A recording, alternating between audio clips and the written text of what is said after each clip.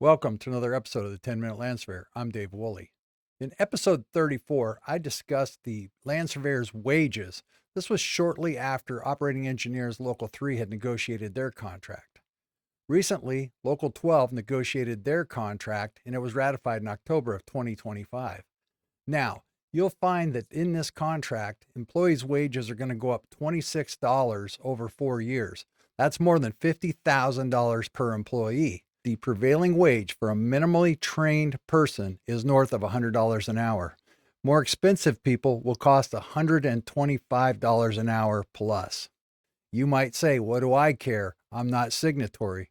Well, this contract sets the prevailing wage for non-signatory firms. So you ask yourself, how do these contracts get negotiated?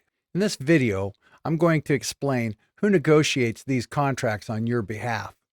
And by the end of the video, you'll realize this is hardly Kissinger-level negotiations. As I see it, these negotiations are a little more than a formality. To just give you a glimpse of the kind of hard-hitting negotiations that were going on, Local 12 comes in and they said, we want $7 a year for 3 years, total of $21. And the owners countered with, how about we give you 4 years and $26? Go ahead and do that math. They ordered lunch and called it a day. And the reason for this has nothing to do with the intent, the effort, or the intelligence of the parties. It really has to do with the structure of the contract or the structure of the negotiations. Structure determines the outcome. Let me explain.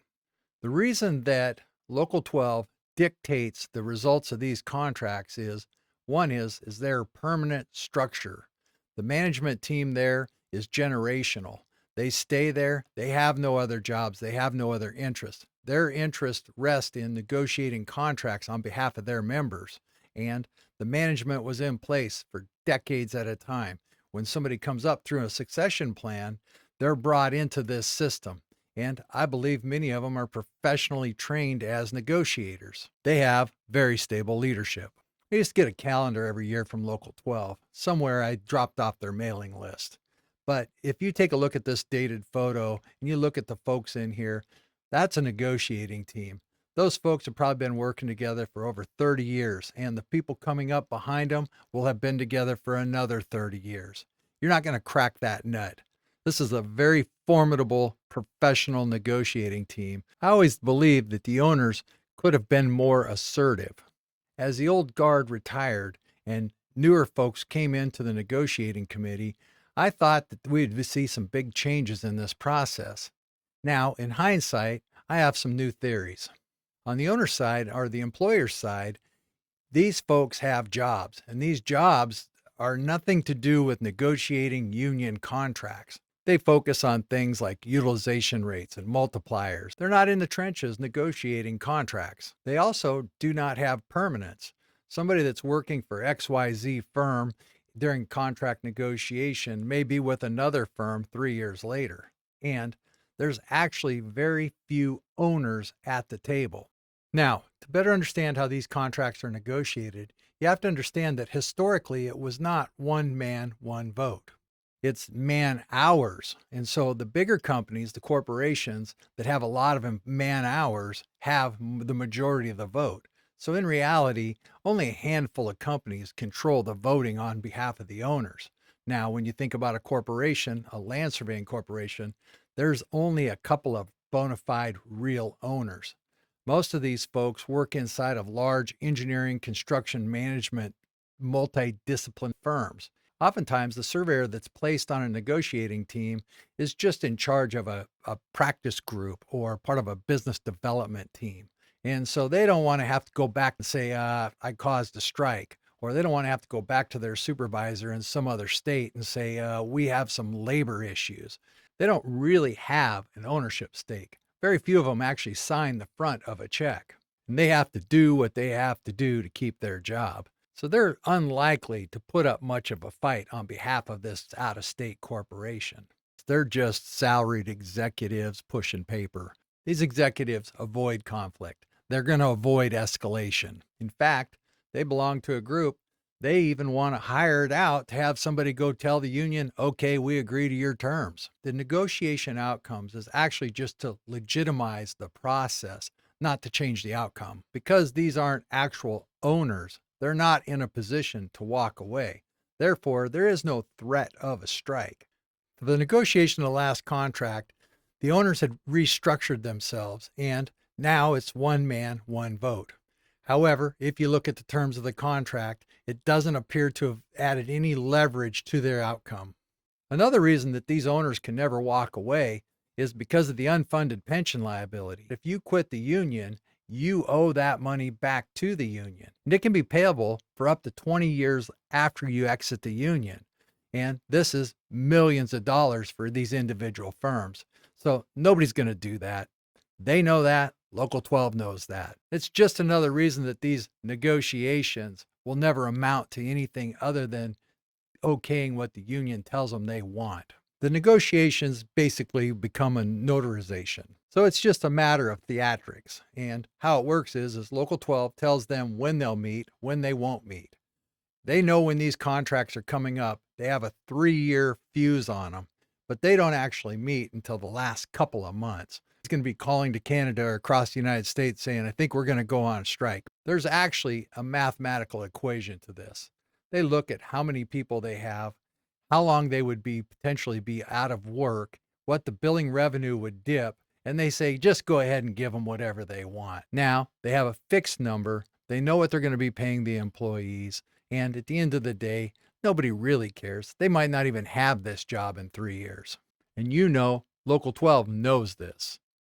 I didn't always have this understanding. I always kept thinking, well, the next time around, they're gonna negotiate this. It's gonna be like, honey, get my guns. I'm going to town.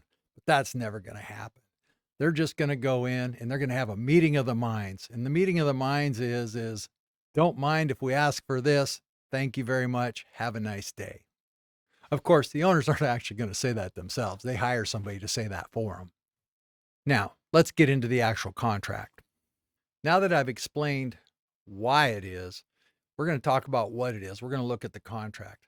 I'm not going to spend very much time on the wages because I went through that in episode 34. You can go watch that episode to see how that money gets broken down into the pay structure. One of the things you'll notice about this contract that's different than most contracts is this is a 4-year contract as opposed to the typical 3-year contract.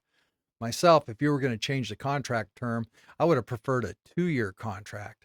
The reason is I think the economy is going to see some blips, and now we're locked into pay raises when the businesses may be experiencing some headwinds. If you look at the screen now, you'll see that they're going to get $26 in raises starting October 1st this year over the next 4 years. And if you look down below, you'll see that a licensed land surveyor makes $73.66, and you're going to add that wages up, and that's going to be over $125 an hour fully burdened. Now, that $125 an hour, about $35 of that goes straight to the fringe benefits. Now, if you want to see how those fringe benefits work, watch episode 34. You're basically paying into a busted retirement system. Now, looking at the screen, you'll see something different about this contract than previous contracts. Notice that there's an LSIT party chief and there's an LSIT chainman. This is a big change to what we've seen historically. See, normally they had that wonky certified party chief, and it's still in this contract for the next 4 years, but after that, that goes away.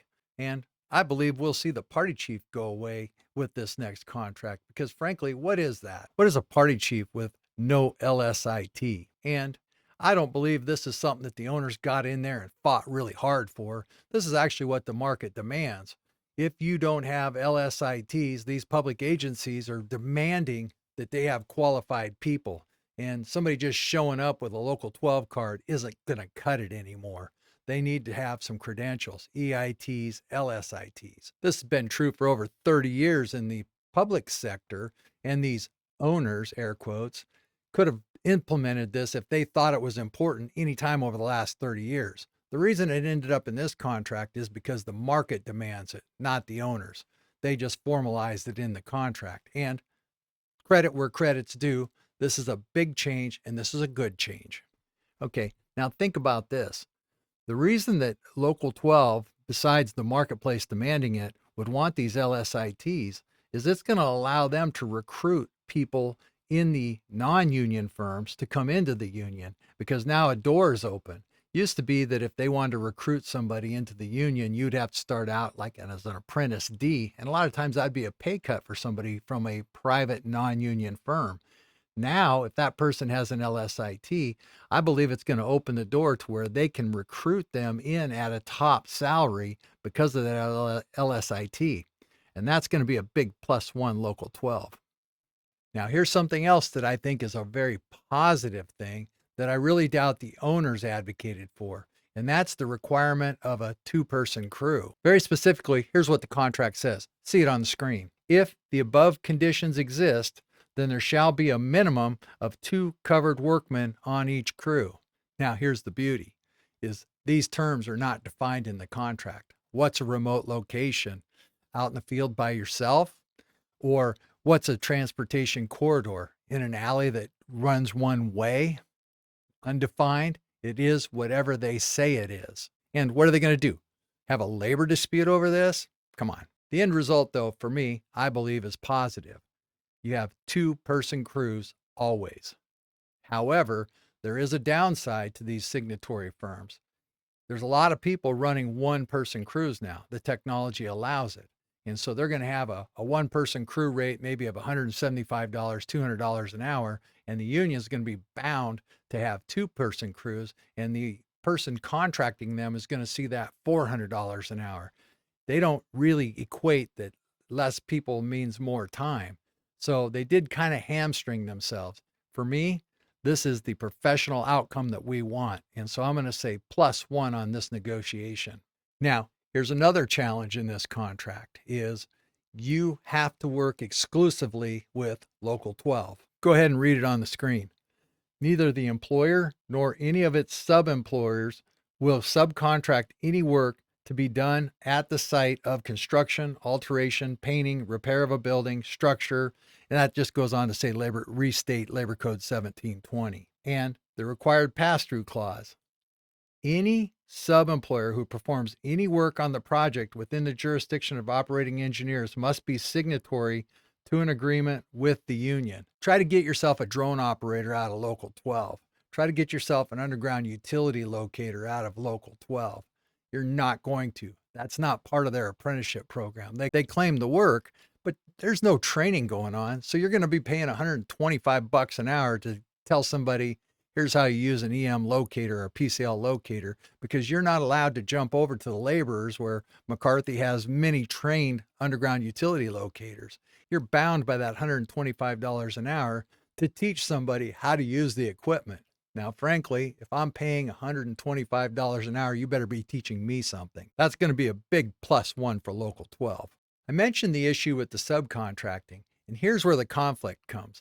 Take a look at the laborers agreement, depicting and mapping underground utilities. That's actually a function of the laborers union. That's not part of Local 12. But now you have to use a Local 12 person who has no training. I know for a fact this is not part of their apprenticeship program.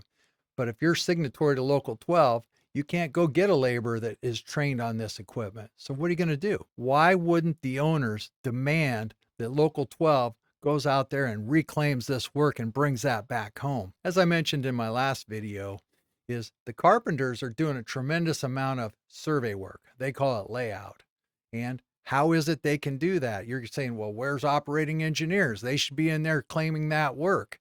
Well, first of all, let's look at what the carpenters actually can do. Their contract says that it includes the use of a transit and total station equipment, survey instruments, and other equipment. And you go down further and it says, in support of carpentry work and the use of survey instruments, either optical or electronic, carpenters assigned to using survey instruments shall receive not less than the rate of pay of regular classification.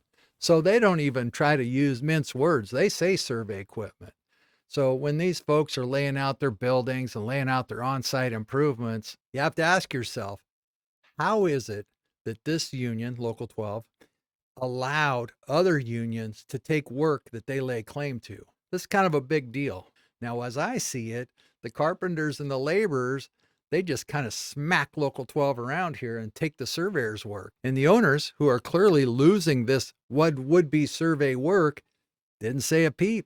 I didn't see it in negotiations. I don't see where Local 12's going after these other unions. We all sit around and grumble about contractors self-performing, the fact that they don't call surveyors anymore. Well, why would they? It's right there in their contract that they're permitted to do it. Something that Local 3 was able to do is they had Russ Burns, when he was still in charge, send out a letter to all the operators, and it said, do not hire non-union firms to work on your projects, and do not self-perform this work. This is the work of land surveyors.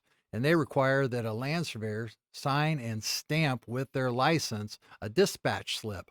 That way they're not dispatching land surveyors, air quotes, to operators and forgoing the union firms. Well, that's not the way it is down here in Local 12. Is we have operators who are getting land surveyors, air quotes, out of the hall and having them self-perform the work, because the union dispatches directly to these operators. And there's nothing in this contract that prevents them from continuing to do that. So then you ask yourself, what's the benefits of being signatory? Well, the folks that are already signatory have to be there due to their unfunded pension liability I discussed earlier. But historically, the reason you were signatory is it got you access to the big jobs. Operators were all signatory to Local 12. They're prohibited from hiring non-union firms. So if you wanted to do that work, you had to be signatory. That made sense. That was a business decision that kept you on those big jobs.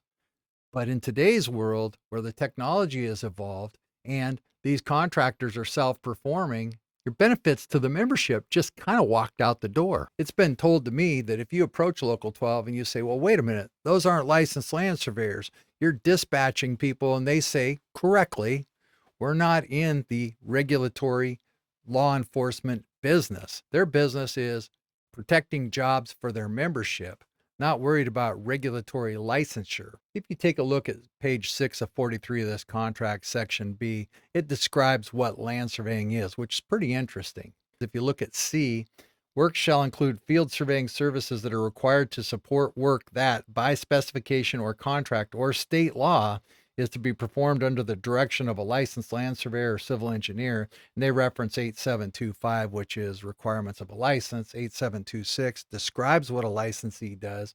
8731, which describes civil engineering. This doesn't mean anything. And I'll tell you why it doesn't mean anything, is because those complaints are separate and outside of this contract, and they would go to the licensing board, and they generally only affect licensees. You can turn somebody in for unlicensed practice, but it's a reactive thing. So you turn somebody in, and maybe 2 or 3 years later, something may become of the complaint. However, this contract does not require anybody to comply with those laws. It just says that surveying is what's shown in those laws. That's somewhere where I wish the owners had stepped in and defined that a little more clearly and followed the lead of Local 3. Now, those who know me know I'm certainly not anti-union. Matter of fact, I have a little deference towards the union. I hope this video gives you a little bit better understanding as to the reason these negotiations go the way they go. It's purely structural. It's due to the union competence. It's due to the union unity. These are professional negotiators, and they know exactly what they're doing. The union strength isn't a problem. It's actually the owner's weakness. Temporary or transient project managers do not redesign entire industries. You have to remember, with a couple of exceptions, most of them technically don't own anything, maybe a sliver of some ESOP. I have semi-regular contact with the folks at Local 12, whether it's through project labor agreements, auditing my payroll, or payment of the benefits, even though I'm not signatory. They're good at what they do. Now, if you want to line up and watch them rub noogies on heads, you're going to have to wait about 4 years, but get your tickets now. They call it negotiations. Thank you and have a nice day.